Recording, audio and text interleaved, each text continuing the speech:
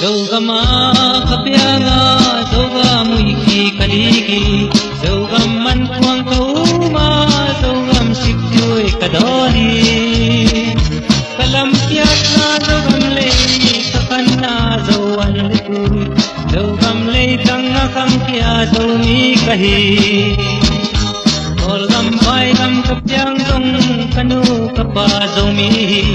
kolan senan kaneka kasi kasa zomi dâu lai dâu pao thay davin kol pao vai pao kasyam dong kol mi vai mi tuan lâu dâu mi kahi dâu mi kahi zum pi kening mi sang an yam zodi kasyanong goli tuan lâu dâu mi bang nung ta gam ta kam pao ning dâu mi kay hong gol pasyan min pating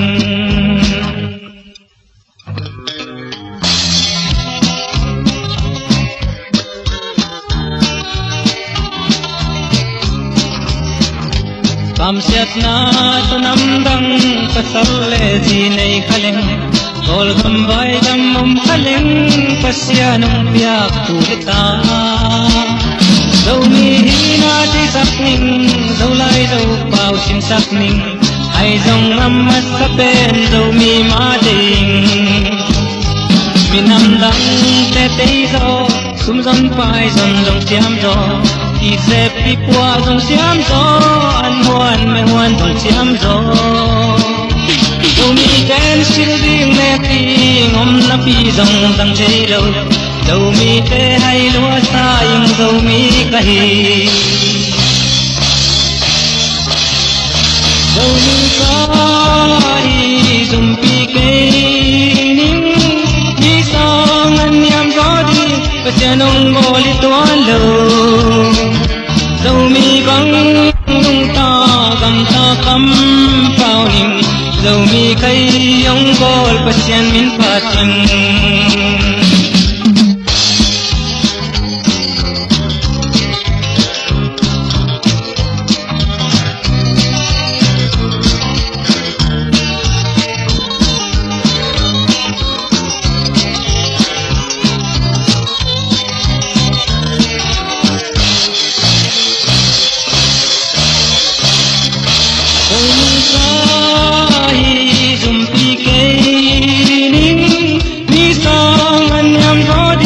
pasyanong boli tuan lo